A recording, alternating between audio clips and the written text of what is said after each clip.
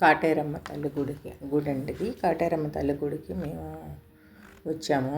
చాలామంది చాలా బాగా చెప్పుకుంటూ ఉంటారు. చాలా శక్తివంతమైంది అమ్మ కాళికామాత, కాటేరమ్మ తల్లి అని బాగా చాలామంది ప్రజలు ఎక్కడెక్కడి నుంచో వస్తూ ఉంటారు. బస్సులు కూడా, యాత్ర బస్సులు కూడా వస్తూ ఉంటాయండి. మనం ముందుగా వెళ్ళగానే మనకు వినాయకుడు కనపడతాడు.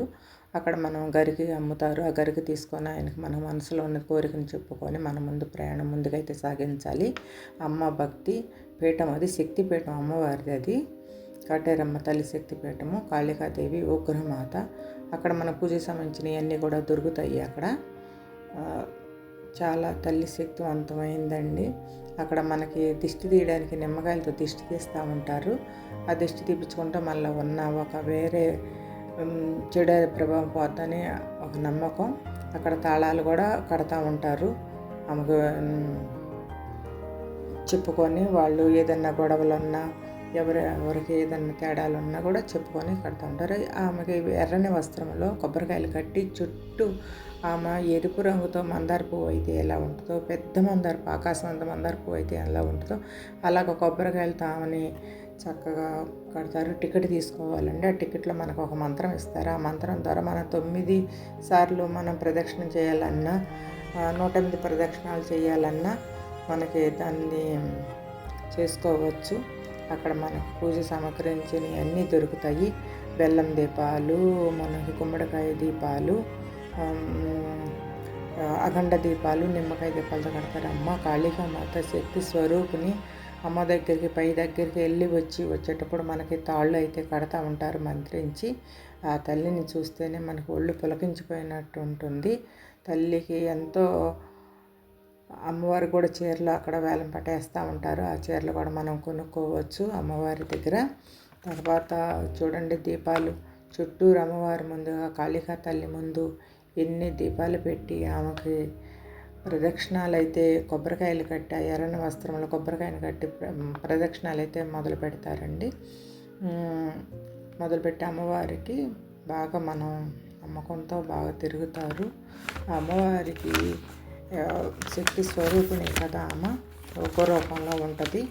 ఆ తల్లి శక్తిని ఒక గ్రామదేవతకు ఆమెని ఉగ్రహం తగ్గాలని ఆమెకు ఇష్టమైన నైవేద్యాలు, ఆమెకి చల్లదనం కోసము నీరు పాలు సమర్పిస్తారు. ఆమెకి ఇష్టమైన ఎర్రని పువ్వులు, నిమ్మకాయలను, వేపాకుల్ని, జానపదులైతే ఇంకా సాంప్రదాయాల ప్రకారం ఆమెకి కళ్ళు, సారాయి, చుట్టలు కూడా సమర్పిస్తారు.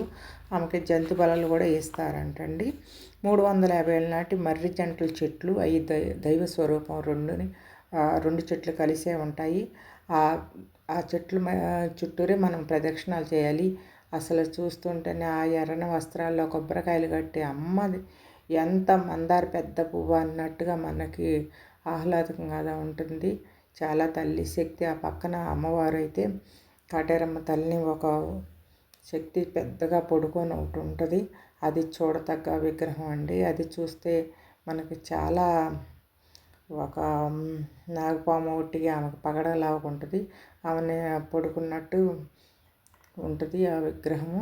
చాలా బాగుందండి. అది చూస్తుంటేనే చాలా మనకి అక్కడకు కూర్చొని మనం 10 నిమిషాలు ప్రశాంతమైన వాతావరణాన్ని చూస్తూ అందరూ ఎంత ప్రదక్షిణాలు చేస్తూ ఉంటారంటే అమ్మవారికి తన మనసులో కోరికలు, చిన్నపిల్లలు లేదు, పెద్దోళ్ళు లేరు, అందరూ తిరుగుతూనే ఉంటారు. ఆమెకి అక్కడ 350 ఏళ్ళ మర్రి చెట్టు కదా, జంట చెట్లు కదండి అవి. కాకపోతే ఇంకొక 256 అడుగుల భారీ విగ్రహం అయితే ఒకటి ఆమెకు ప్రతిష్టం చేస్తున్నారు. దాన్ని ప్రత్యంగి దేవిగా ప్రతిష్ఠిస్తారని చెప్పారు. మేము అడగ ఆమె కాళికాదేవి యొక్క ఉగ్ర రూపం కదమ్మ, కాటేరమ్మ శక్తి. నేటికి కాటేరమ్మ చీకటి పారిద్రోలే కాటేరమ్మ మనలో ఉన్న భయాన్ని పోగొట్టి మంత్ర దృష్టి, ఎంత దృష్టి పోయేందుకు అమ్మవారికి మనకి ఎల్లప్పుడూ తల్లిగా కాపాడుతుంది కాటేరమ్మ తల్లి అని ఒక నమ్మకం. ఆ శక్తి తల్లి పడుకోనంది చూడండి. అక్కడ దిష్టిలు తీయడానికి ఒక రకమైన నిమ్మకాయలతో దిష్టి తీస్తారు, కొబ్బరికాయలతో దిష్టి తీస్తూ ఉంటారు. ఆ ప్రాంతం అంతా అసలు ఎర్రని కొబ్బరికాయలు వాటితో వస్త్రాల్లో కట్టేస్తారు. ఎంత బాగా ఉంటుందంటే చూసే కొద్దీ మనకి చూడాలనిపిస్తూనే ఉంటుంది అమ్మవారు. ఒకసారి మీరు వెళ్ళండి, అమ్మవారిని దర్శించుకో.